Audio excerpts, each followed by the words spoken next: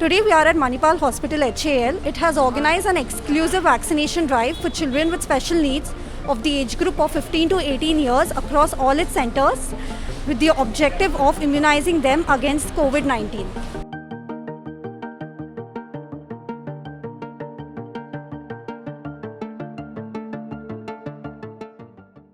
Omicron, the new contagious variant of the COVID-19 virus, is putting children at risk of infection, and special needs children at increased risk of health complications. Manipal Hospital came up with the initiative to provide the first dose of vaccination for the differently abled children. The dedicated pediatrician area in the hospital, which was managed by vaccine officers, nurses, and doctors as per government guidelines.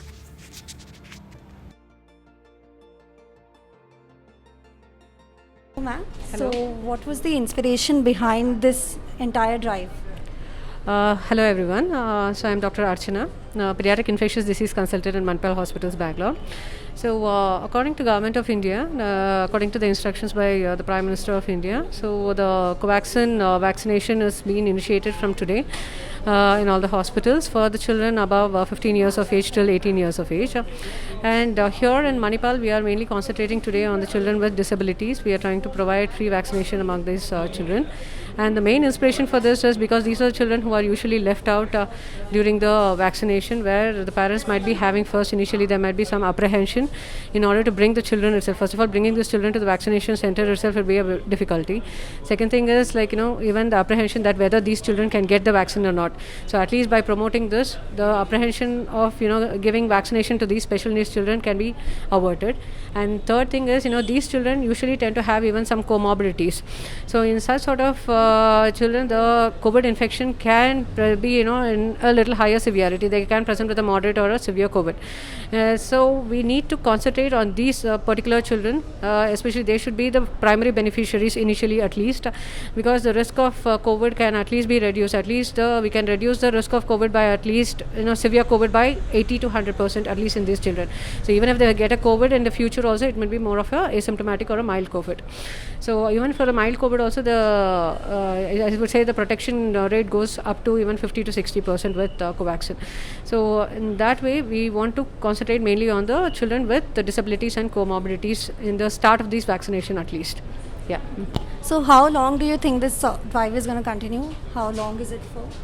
So this drive, obviously, because we have a huge population of children who fall in this age group 15 to 18 years of age. So as we know, the other population which we had started initially itself, still the drive is going on, and we have not finished with the 2 doses among them still.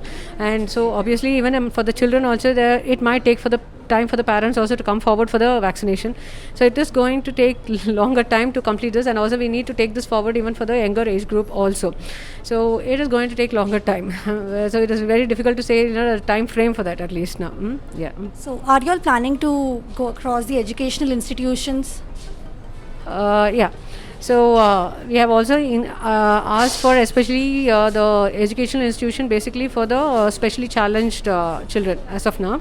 So in the future, it would be we would be taking further steps to even going directly vaccinating at the educational institutions also.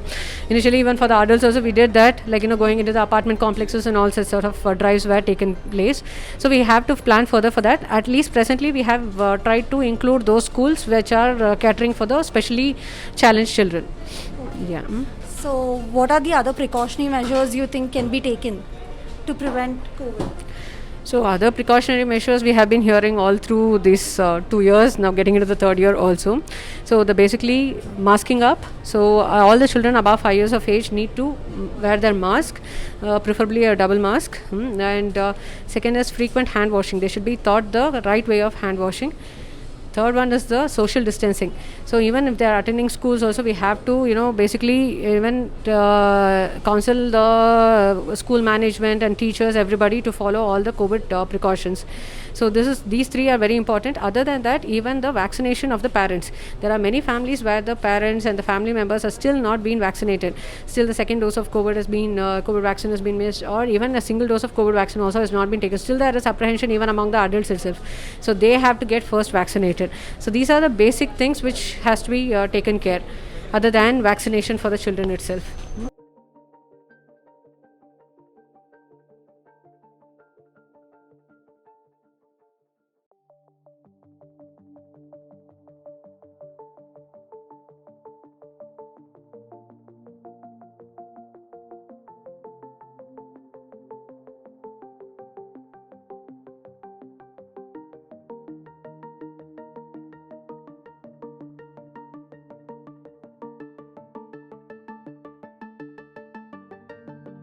Yeah, we had to prepare him actually for the drive.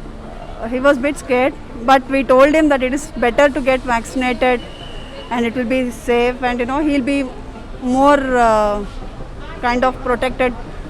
So we had to prepare him mentally for all Ma'am, this. what's the message for other parents, like, who are still a little confused, like whether they should get vaccinated or not? What's the message for them? No, actually there is no doubt in getting vaccination. It's very good to have vaccination. So I think everyone should go and get vaccinated.